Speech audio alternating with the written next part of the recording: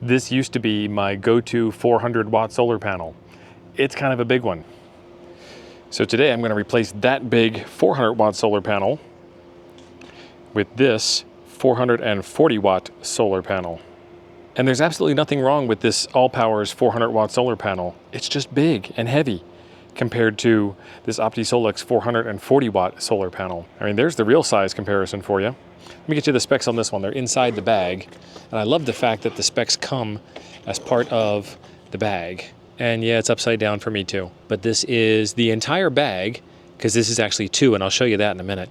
440 watts, 36 volts. So we get an extra 40 watts and less than half the size. And then these little straps that just fell out make it an over-the-shoulder carry handle or a backpack style in case you wanted to just carry this in easy ways. And then right down in here is a little charge controller box. Not a full-on solar charge controller, but just enough to get you a steady USB power, and then it outputs to MC4s for your solar charge controller. Let's get this thing opened up and see what we're working with on the inside here. These are also a little less rigid right out of the gate, I can tell that, which is where some of that weight savings comes in. That's a pretty nice little setup. So 12 total panels. Nice. And then if you really want to talk about value, check this out. This thing unzips and you get two complete sets of panels now, because this one has its own charge setup on it as well. Now this one here is a 220 watt panel, and inside the bag I showed you it had the USB power outlet and the MC4 connectors. Let's get this one out of the way and pull this one down into range, and check this out. This is kind of a little mini setup here where you've got that same USB output, USB-C, USB-A for quick charging, and then USB-A for regular charging, and then more MC4 connectors.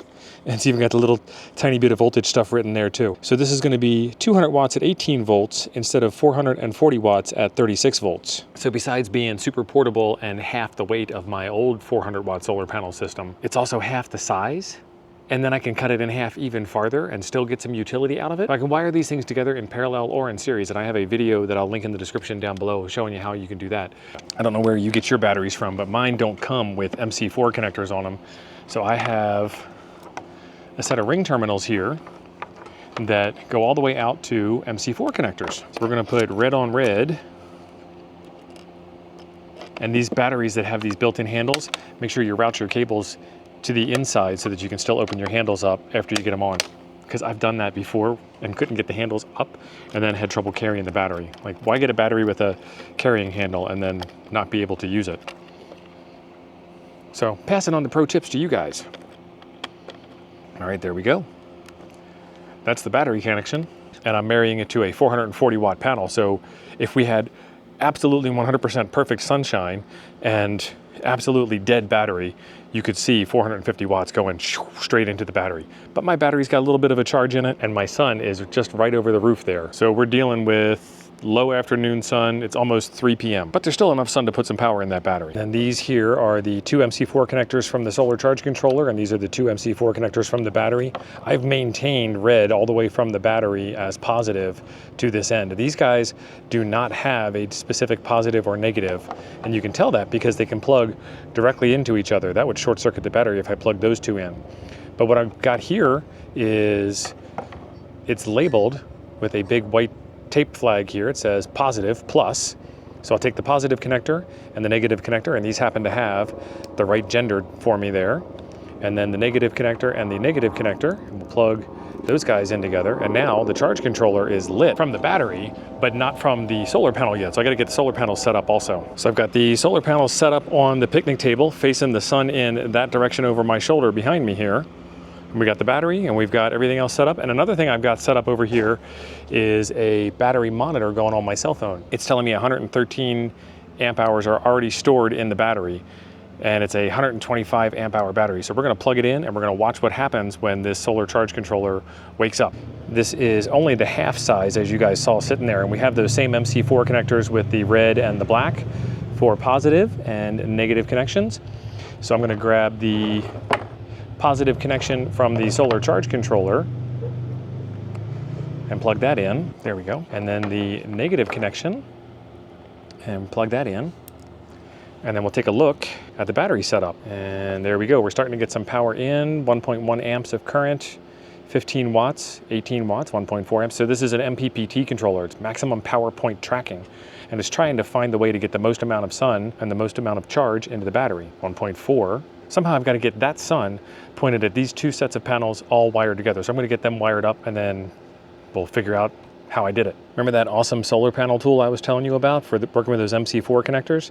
Check this out. You take these little teeth here and you find where the fingers are that are holding it in place. Ta-da! Done. They just come right apart. No problem. And then these ones here were a little bit different. The teeth are buried inside. We're going to do the same thing. We're going to shove that in there. And it pops right out. This tool is also meant for taking apart the connectors and putting them together as well, like building them if you were to do your own crimp-on MC4 connector ends. Very, very useful to have. We've got the two bags zippered back together, and as far as connecting the 200 watt solar panel to the 200 watt solar panel, I guess it's 220 to 220, it couldn't be any more foolproof. We've got MC4 connectors from both bags here, so I've got all four of my MC4s, and then they only go together one way, so that's all that we can do. And this is where I was telling you, like that black to red thing, you kind of have to just deal with it with MC4 connectors. So now I have these guys connected together, positive to negative, left panel to right panel, and then these guys here, these leftover ones, don't connect these together. Plug these into the solar charge controller instead. I lost the sunlight over at my campsite, so I had to reset everything up over here. So I've got 100% sunlight at the wrong angle, but we are all plugged in down here with our big old mess of wires. So the two solar panels are tied together right here, and then negative wire out of here, positive wire out of here into the charge controller, and then that goes into the battery. Let's see if the camera will follow me over here a little bit while I play with the panel a bit. We're now, there we go, 5.2 amps. We're down to 2 hours charging. We might have this thing charged before the end of the evening here.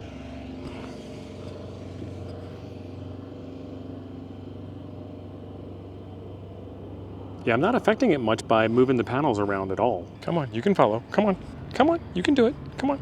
I'm over here now. Nope, we reached the end. Turn the camera. There we go. How about now? Did you lose me? Yeah, you lost me. So that was lifting up the far end of the panel. Let's try lifting up this side, which is more in line with the sun. 6 amps, 6.3 amps, 6.0, 6.3. And this isn't even all that great because the panel's actually lifted up towards the sun, but then curving away. How about this?